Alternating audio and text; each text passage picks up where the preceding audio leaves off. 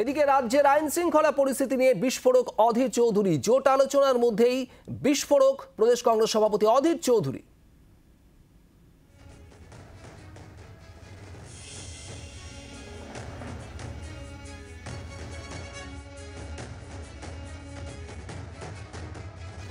রাজ্যের আইন শৃঙ্খলা পরিস্থিতি নিয়ে বিস্ফোরক অধীর চৌধুরী।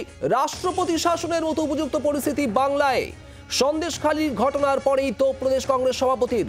রাজ্যের আইন শৃঙ্খলা পরিস্থিতি নিয়ে বিস্ফোরক বক্তব্য অধীর চৌধুরীর।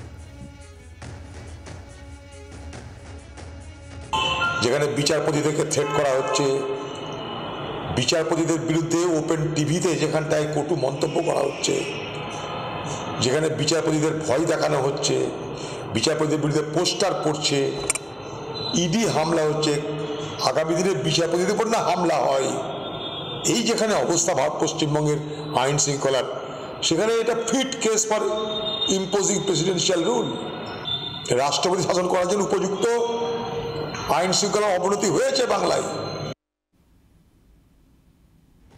রাষ্ট্রপতি শাসনের উপযুক্ত আপনারা শুনছিলেন অধীর চৌধুরীর বক্তব্য। রাজ্যের আইন শৃঙ্খলা পরিস্থিতি নিয়ে সন্দেশখালীর ঘটনার পরেই বিস্ফোরক প্রদেশ কংগ্রেস সভাপতি অধীর চৌধুরী। রাষ্ট্রপতি শাসনের মতো উপযুক্ত পরিস্থিতি রয়েছে বাংলায়। সন্দেশখালী কাণ্ডের পরেই তো প্রদেশ কংগ্রেস সভাপতির। আরে পাল্টা তৃণমূলের তরফে তৃণমূল মুখপাত্র কুণাল ঘোষ কি বলছেন শুনুন। কেন্দ্রের সবচেয়ে বড় দালাল অধীর চৌধুরী যেখানে বসে রয়েছে, সেখানে অধীর চৌধুরীর মুখ দিয়ে কেন্দ্রের কথা, এজেন্সির সমর্থনের কথা, বিজেপির কথা বেরোবে, তো খুব স্বাভাবিক ব্যাপার। এই ইডি, এই সিবিআই যখন দিল্লিতে কংগ্রেস নেতাদের বাড়িতে গিয়ে তল্লাশি করে, তখন এই অধীর চৌধুরীরাই বড় বড় কথা বলেন, রাস্তায় বিক্ষোভ করেন, ইডির বিরুদ্ধে বিভিন্ন ধরনের ভাষা প্রয়োগ করেন। আর সেটা যদি তৃণমূলের বিরুদ্ধে হয়, তখন ওনারা নাচতে শুরু করছেন। উনিই তো বিজেপির বড় দালাল।